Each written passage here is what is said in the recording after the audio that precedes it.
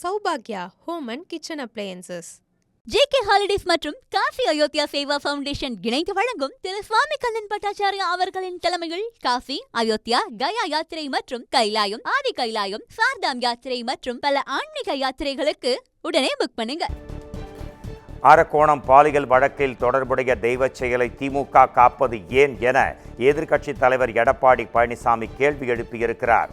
இது தொடர்பாக அவர் வெளியிட்டிருக்கும் எக்ஸ் தள பதிவில் தெய்வ செயலை காப்பாற்றுவதன் மூலம் பின்னால் பெரும் அரசியல் முதலை ஏதேனும் மறைக்கப்பட்டு காக்கப்படுகிறதா என்றும் அப்படியெனில் யார் அந்த சார் என்றும் அவர் அடுக்கடுக்காய் கேள்வி எழுப்பியிருக்கிறார்.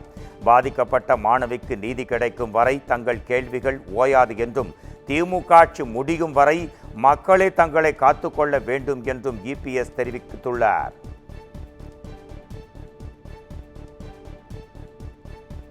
சென்னை புறநகரில் மழைநீர் தேங்க வாய்ப்பிருக்கும் 966 இடங்களில் தூர்வாரும் பணிகளை தீவிரப்படுத்த துணை முதலமைச்சர் உதயநிதி ஸ்டாலின் அறிவுறுத்தியிருக்கிறார். கேரள மாநிலத்தில் தென்மேற்கு பருவமழை தொடங்கியதை அடுத்து கோவை, நீலகிரி மாவட்டங்களில் கனமழை பொழிந்து வருகிறது. இதற்கிடையில் தென்மேற்கு பருவமழை முன்னெச்சரிக்கை நடவடிக்கைகள் குறித்து சென்னை தலைமைச் செயலகத்தில் துணை முதலமைச்சர் உதயநிதி ஸ்டாலின் ஆலோசனை மேற்கொண்டார். அப்போது சென்னை புறநகரில் மழைநீர் தேங்க வாய்ப்பு கொண்ட 966 இடங்களில் தூர்வாரும் பணிகளை தீவிரப்படுத்த அவர் அறிவுறுத்தினார். போலீஸ் விசாரணைக்கு சென்றவர் உயிரிழந்த விவகாரத்தில் 10 லட்சம் ரூபாய் இழப்பீடு வழங்க மனித உரிமை ஆணையம் உத்தரவிட்டுள்ளது. கடந்த 2015ஆம் ஆண்டு சேலத்தில் பழனிசாமி என்பவர் கொலை வழக்கில் விசாரணைக்கு அழைத்துச் செல்லப்பட்ட கோகுல் கண்ணன் என்பவர் பரிதாபமாக உயிரிழந்தார். இவ்விவகாரத்தை மாநில மனித உரிமை ஆணையம் தானாக முன்வந்து விசாரணைக்கு எடுத்தது. இதுகுறித்து நடத்தப்பட்ட விசாரணையில் கோகுல கண்ணன் குடும்பத்திற்கு 10 லட்சம் ரூபாய் இழப்பீட்டுத் தொகையை 1 மாத காலத்தில் வழங்க மனித உரிமை ஆணையம் உத்தரவிட்டது. இழப்பீட்டுத் தொகையை 7 போலீசார்களிடமிருந்து வசூலிக்கவும், போலீசாருக்கு எதிரான ஒழுங்கு நடவடிக்கை விசாரணையை 3 மாதங்களில் முடிக்கவும் மனித உரிமை ஆணையம் உத்தரவிட்டது. திருச்சி விமான நிலையங்களின் பாதுகாக்கப்பட்ட பகுதிகளின் புகைப்படங்கள் மற்றும் தகவல்களை வெளியிட்ட எக்ஸ் வலைதள பக்கங்களை சைபர் கிரைம் போலீசார் முடக்கியுள்ளனர். பாதுகாப்பு காரணங்களுக்காக புகைப்படம் எடுக்க அனுமதியில்லாத திருச்சி விமான நிலையத்தின் விமான ஓடுதளம், ஏரோ பிரிட்ஜ் உள்ளிட்டவற்றின் புகைப்படங்களை விமான நிலைய அதிகாரிகள் சிலர் விமான நிலையத்தின் அதிகாரப்பூர்வ சமூக வலைத்தளத்தில் பதிவேற்றியதாக விமான நிலைய ஆணைய குழுமத்துக்கு புகார்கள் வந்தன. இதைத் தொடர்ந்து விமான நிலைய இயக்குனர் ஞானேஸ்வரன் அளித்த புகாரின் அடிப்படையில் Tamil Nadu aviation, Trichy aviation, Trichy updates உள்ளிட்ட 7 எக்ஸ் வலைத்தள பக்கங்களை சைபர் கிரைம் போலீசார் முடக்கியிருக்கின்றனர். அதேபோல் கோயம்புத்தூர் விமான நிலையத்தின் பாதுகாக்கப்பட்ட பகுதிகளின் புகைப்படங்கள் மற்றும் தகவல்களை பதிவிட்டு வந்த சமூக வலைத்தள பக்கங்களும் முடக்கப்பட்டன.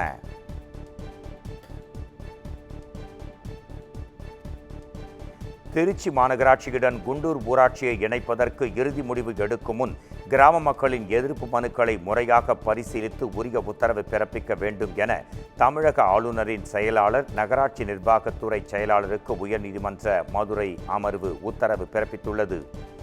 குண்டூர் கிராம ஊராட்சியை திருச்சி மாநகராட்சியுடன் இணைப்பதற்கு எதிர்ப்பு தெரிவித்து தாக்கல் செய்யப்பட்ட மனுவை விசாரித்த நீதிபதிகள் ஸ்ரீமதி விஜயகுமார் ஆகியோர் கொண்ட அமர்வு தமிழ்நாடு நகர்ப்புற உள்ளாட்சி அமைப்புகள் சட்டத்தின் 3(2)(c) இன்படி கிராம மக்களின் ஆட்சேபனை மனுவை நகராட்சி நிர்வாக மற்றும் குடிநீர் வழங்கல் துறை குண்டூர் கிராம மக்களின் ஆட்சேபனை மனுவை 2 வார காலத்தில் ஆளுநரின் செயலாளருக்கு அனுப்ப வேண்டும் என்று உத்தரவு பிறப்பித்து வழக்கை முடித்து வைத்தனர்.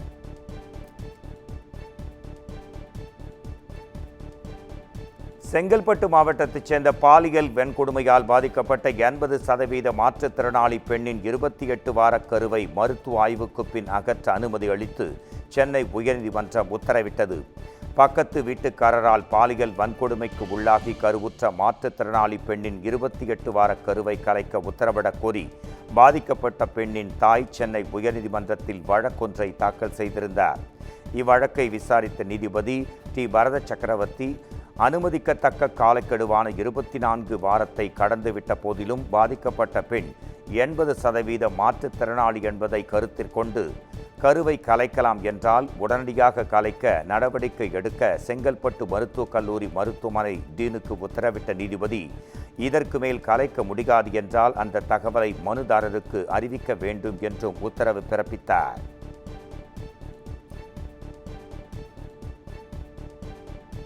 சென்னையில் செம்மரக்கட்டை கடத்தலில் தொடர்புடைய அப்துல் ஜாஃபருக்கு சொந்தமான இடங்களில் நாக்பூரைச் சேர்ந்த ஈடி அதிகாரிகள் அதிரடி சோதனை நடத்தினர்.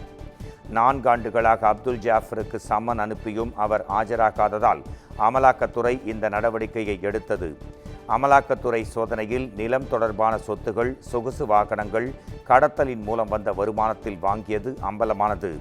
இதைத் தொடர்ந்து அப்துல் ஜாஃபரை கைது செய்த அமலாக்கத்துறை அதிகாரிகள் அவரை நாக்பூர் அழைத்துச் சென்று விசாரிக்க திட்டமிட்டிருக்கின்றனர்.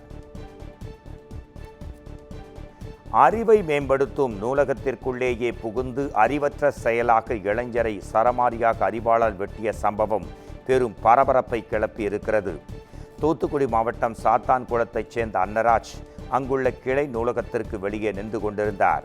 அப்போது அங்கு வந்த மர்ம நபர்கள் சிலர் அவரிடம் தகராறில் ஈடுபட்டதாக கூறப்படுகிறது. இதனால் பதறிப்போய் நூலகத்திற்குள் நுழைந்த அன்னராஜை அந்த கும்பல் சரமாரியாக வெட்டி சாய்த்தனர். இதில் பயங்கர வெட்டுக்காயங்களுடன் அன்னராஜ் மீட்டெடுக்கப்பட்டு சாத்தான்குளம் அரசு மருத்துவமனையில் சிகிச்சை பெற்று வருகிறார். இதைத் தொடர்ந்து சம்பவ இடத்திற்கு விரைந்து வந்த போலீசார் பரபரப்பான இச்சம்பவம் குறித்து தீவிர விசாரணை நடத்தி வருகின்றனர்.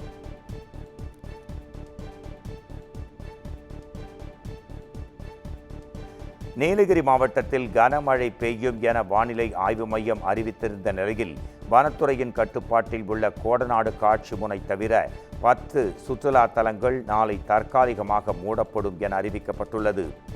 Lames Rock, Dolphin Nose, Catherine நீர்வீழ்ச்சி, தொட்டபெட்டா காட்சி முனை மூடப்பட்டுள்ளன. பைன் ஃபாரஸ்ட், பைக்காரா நீர்வீழ்ச்சி, கேரன் ஹில், அவலாஞ்சி உள்ளிட்ட 10 இடங்களை தற்காலிகமாக மூட மாவட்ட வன அலுவலர் உத்தரவிட்டிருக்கிறார். இதற்கிடையே உதகையில் இருக்கும் அரசு தாவரவியல் பூங்கா மற்றும் ராஜா பூங்கா ஆகியவை மட்டும் திறக்கப்பட்டு சுற்றுலா பயணிகள் அவர்கள் அனுமதிக்கப்படுகின்றனர்.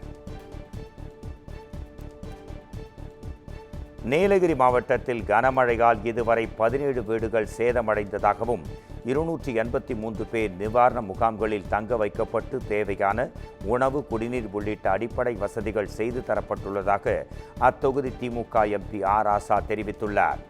ஊட்டியில் செய்தியாளர்களிடம் பேசிய அவர், வனப்பகுதிகளில் உள்ள குடியிருப்புகளுக்கு மின் விநியோகம் விரைவில் கிடைக்க பணியாளர்கள் சீரமைப்பு பணியில் ஈடுபட்டு வருவதாக தெரிவித்தார். நீலகிரி மாவட்டத்தில் அபாயகரமான மரங்களை கண்டறிந்து விரைவில் அகற்ற நடவடிக்கை எடுக்கப்படும் என ஆர் ராசா மேலும் கூறியிருக்கிறார். குடிநீர் மின்சாரம் இன்றைக்கு இரவு 10 மணிக்குள் மீண்டும் மின் இணைப்பு தருவதற்கும் குடிநீர் சப்ளை வழங்குவதற்கும் நகராட்சித்துறையும் மின்சாரத்துறையும் எல்லா ஏற்பாடுகளையும் செய்திருக்கிறது. சில இடங்களில் மின்கம்பங்கள் சாய்ந்திருந்து அவைகளை தூரத்து கிராமங்களில் இருக்கின்ற கிராமங்களுக்கு மின்சாரம் தருவதில் இன்னும் ஒரு நாள் சுணக்கம் ஏற்படலாம். அந்த பணிகளையும் விரைவாக செய்து முடிக்க சிறப்பு செயல்களை எல்லாம் செய்வதற்கு அந்தந்த துறைகளின் சார்பில் வேலைகள் முடிக்க வைக்கப்பட்டிருக்கின்றன. இதற்கு பிறகும் கனமழை வந்தாலும் அந்த கனமழையை எதிர்கொள்ளக்கூடிய எல்லா திட்டங்களையும் செயல்முறைகளையும் இன்றைய தினம் இந்த கூட்டத்தில் விவாதித்து தேசிய பேரிடர் மேலாண்மை ஆணையம், அதே போல் மாநில பேரிடர் ஆணையம் ஆகியவற்றிலிருந்து அதிகாரிகள் வந்திருக்கிறார்கள். எனவே எப்படிப்பட்ட சேதாரங்கள் ஏற்பட்டாலும் அவற்றையெல்லாம் எதிர்கொள்ளக்கூடிய சக்தி வாய்ந்த ஒரு அமைப்பை மாவட்ட நிர்வாகத்தின் சார்பில் மாவட்ட ஆட்சித்தலைவர்களும் அரசு செயலாளர்களும் ஏற்படுத்தியிருக்கிறார்கள். எனவே மக்களுக்கு எந்த விதமான பயமும் பீதியும் தேவையில்லை. அரசு உங்களோடு இருக்கிறது. 2 மணி நேரத்திற்கு ஒரு முறை மாண்புமிகு முதலமைச்சர் அவர்கள் மாவட்ட ஆட்சித்தலைவர் இடத்திலுமோ அல்லது அரசு செயலாளர் இடத்திலுமோ அல்லது எங்களிடத்திலுமே தொடர்ந்து தொலைபேசியில் நிலவரத்தை கேட்டறிந்து கொண்டிருக்கிறார்கள். எனவே நீலகிரி மாவட்ட மக்கள் அச்சப்பட தேவையில்லை. நாங்கள் உங்களோடு இருக்கிறோம். அரசு உங்களோடு இருக்கிறது. மக்களுக்கும் எதிர்க்கட்சிக்கும் பதில் சொல்ல கடமைப்பட்ட முதலமைச்சருக்கு பொறுமை என்றால் என்ன என்று கற்றுத்தர வேண்டியிருக்கிறது என அதிமுக முன்னாள் அமைச்சர் ஆர்.பி. உதயகுமார் விமர்சித்திருக்கிறார். மதுரை மாவட்டம் உசிலம்பட்டி அருகே அதிமுக பூத் கமிட்டி கிளை கழக நிர்வாகிகள் ஆலோசனை கூட்டம் நடைபெற்றது. இதில் பங்கேற்ற பின் செய்தியாளர்களிடம் பேசிய அவர், மக்களுக்கு எழுகிற கேள்வியைத்தான் எதிர்க்கட்சி தலைவர் எழுப்புவதாக கூறினார். ஆனால் எதிர்க்கட்சி தலைவருக்கு பொறுமையாக பதில் சொல்ல முதலமைச்சர் ஸ்டாலின் மறுத்துவிட்டார் என்றும் அவர் கடுமையாக விமர்சனம் செய்தார். தொடர் மழையால் கோவை குற்றால அருவியில் தண்ணீர் ஆர்ப்பரித்து கொட்டுகிறது. கடந்த 2 நாட்களாக பொழிந்து வரும் மழையால் கோவை மாவட்டத்தின் நொய்யல் ஆறு, வால்பாறை, கூழாங்கல் ஆறு, நடுமலை ஆறு, பவானி ஆறு, ஆழியாறு போன்ற ஆறுகளில் வெள்ளப்பெருக்கு நேரிட்டுள்ளது. கோவை குற்றாலத்தில் காட்டாற்று வெள்ளம் கரை புரண்டோடுவதால் மக்கள் அங்குள்ள மெயின் அருவியில் பாதுகாப்பு ஆர்ச்சை தாண்டி தண்ணீர் ஆர்ப்பரித்து கொட்டுகிறது. ஆறுகளில் ஏற்பட்டுள்ள வெள்ளப்பெருக்கு மற்றும் அருவிகளில் நீர்வரத்தின் அதிகரிப்பால் பொதுமக்கள் பாதுகாப்பாக இருக்குமாறு மாவட்ட நிர்வாகம் அவர்களுக்கு அறிவுறுத்தி இருக்கிறது. சுங்க கட்டண உயர்வை கண்டித்து திருச்சியில் தனியார் பேருந்து உரிமையாளர்கள், ஓட்டுநர்கள் மற்றும் நடத்துனர்கள் போராட்டத்தில் ஈடுபட்டனர். திருச்சி தஞ்சை தேசிய நெடுஞ்சாலையில் உள்ள துவாக்குடி சுங்கச்சாவடியை பேருந்துகளுடன் முற்றுகையிட்டதால் போக்குவரத்து பெரிதும் பாதிக்கப்பட்டது. திருச்சி தஞ்சை சாலையில் உள்ள வாழவந்தான் கோட்டையில் இருக்கும் சுங்கச்சாவடியை கடந்து செல்லும் தனியார் பேருந்துகளுக்கு மாதந்தோறும் 8405 ரூபாய் சுங்க கட்டணமாக வசூலிக்கப்பட்டு வந்தது. இந்த கட்டணத்தை உயர்த்தி அறிவிக்கப்பட்டதற்கு எதிர்ப்பு தெரிவித்து அவர்கள் இந்த போராட்டத்தில் ஈடுபட்டனர். மழை மற்றும் காற்றால் கோவை மாவட்ட ஆட்சியர் அலுவலக வளாகத்தில் இருந்த மரம் வேரோடு சாய்ந்தது. அங்கு இன்று காலை முதல் ஒரு சில இடங்களில் மிதமான மழை முதல் கனமழை வரை பொழிந்து வந்தது. அவ்வப்போது சூறைக்காற்றும் வீசி வருவதால் கோவை மாவட்ட ஆட்சியர் அலுவலக வளாகத்தில் அமைந்திருக்கும் மே ஃப்ளவர் மரம் வேரோடு சாய்ந்து விழுந்தது. அப்பகுதியில் யாரும் இல்லாததால் நல்வாய்ப்பாக எந்தவித பாதிப்பும் ஏற்படவில்லை. உடனடியாக தீயணைப்பு வீரர்கள் அந்த மரத்தை அறுத்து அங்கிருந்து அப்புறப்படுத்தினர்.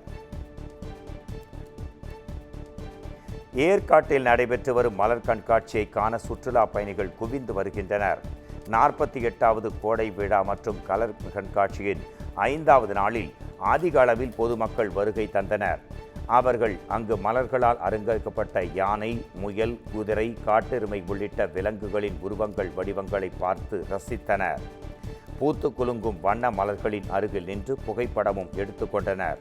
அத்துடன் ஏற்காடு படகு இல்லம், தாவரவியல் பூங்கா, குகை கோயில், கிளியூர் நீர்வீழ்ச்சி, காட்சிமுனை பகுதிகளில் சுற்றுலா பயணிகளின் கூட்டம் அலைமோதியது. சென்னை கொருக்குப்பேட்டையில் தனியார் அட்டை குடவுனில் ஏற்பட்ட தீ விபத்தால் அப்பகுதியில் கரும்புகை சூழ்ந்தது.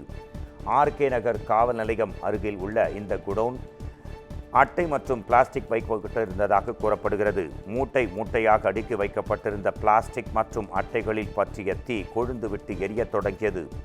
வான் உயர் அளவுக்கு தீ பற்றி எரிந்ததால் கரும்புகை மண்டலமாய் சூழ்ந்து அப்பகுதி மக்களுக்கு கண் எரிச்சல் ஏற்பட்டதாகவும் கூறப்படுகிறது. தகவல் அறிந்து விரைந்து வந்த தீயணைப்பு துறையினர் தீயை கொட்டுக்குள் கொண்டு வந்தனர்.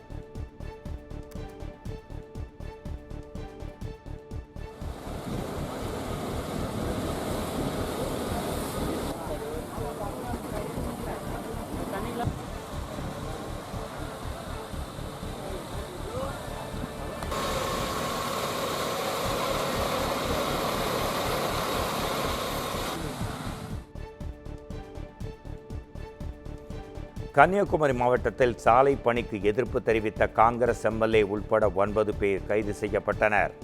காப்பிக்காடு பகுதியில் கடந்த 10 வருடங்களுக்கு மேலாக 4 வழிச்சாலை பணிகளுக்கு உரிய இழப்பீடு வழங்கப்படவில்லை என கூறி பணிகளை பொதுமக்கள் தடுத்து நிறுத்தி போராட்டங்கள் நடத்தி வருகின்றனர்.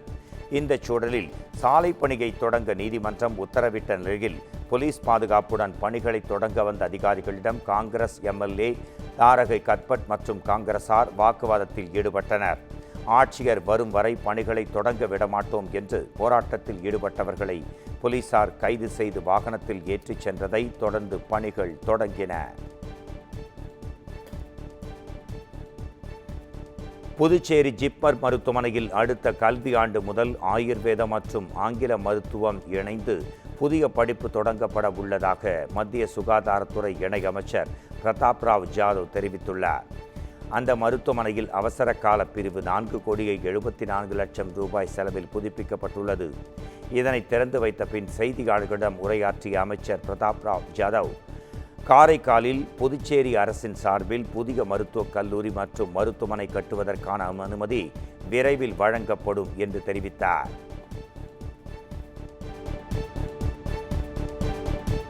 சௌபாக்யா ஹோம் அண்ட் கிச்சன் அப்ளையன்சஸ்.